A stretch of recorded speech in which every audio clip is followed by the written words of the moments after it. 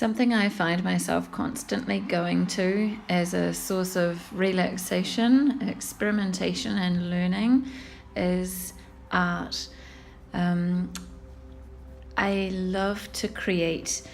It's something I do through the night. It's something I do during the day as an art teacher, and I just find I really get lost in it. It's something that requires a different part of my brain, a part that is peaceful, a part that is calm, in order to find a flow with creating. And I like to have a creative space which is relatively calm, a space where I can think and I like to have resources on tap, so I don't have to upset that flow by going back and kind of into the real world space and think, oh, now where's the paint? Or I can really just zone out into the activity that I'm doing, learning color blending, paint application, relationships on the canvas or the paper, how the ground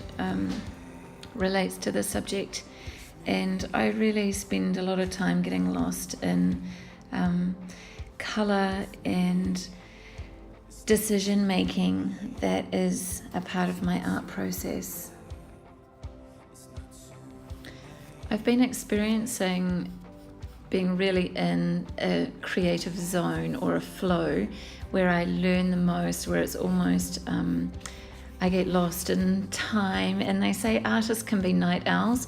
Actually, I think artists just are so caught up in the cognitive flow, like in that flow, that you just forget, you don't have a sense of time. So the first time, this has been happening to me for years, but the first time I heard about it officially was through an artist and author, Betty Edwards, and she's written a book called Drawing on the Right Side of the Brain, and she talks about lessening all distractions around you in order for you to really access that right side of the brain where you're totally engaged, where you're not distracted by your own critical voice, where you're not distracted by others' criticism, where you can totally just zone out of the space that is around you and totally zone in.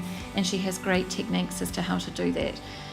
For me personally, I do that through having music playing in the background.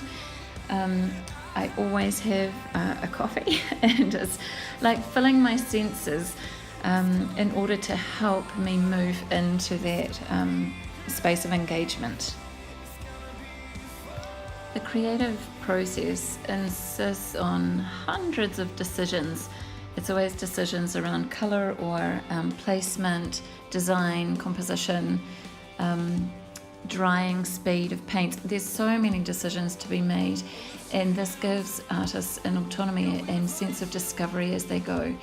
People have said that gaming can be really engaging for students in classrooms, and I think in the same way that games give freedom of choice, where you're playing and learning, I also think the creative process gives freedom of choice.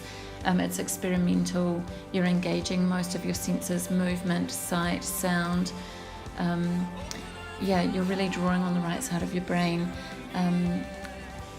It sets your mind free. It lets you wander around. Like gaming, actually, you're discovering new worlds, or actually creating new worlds as you draw.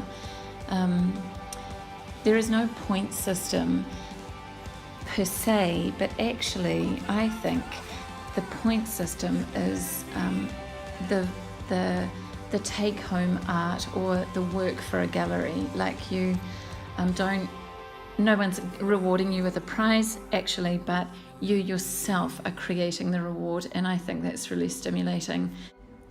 Flow is not about perfectionism, but discovery and exploration.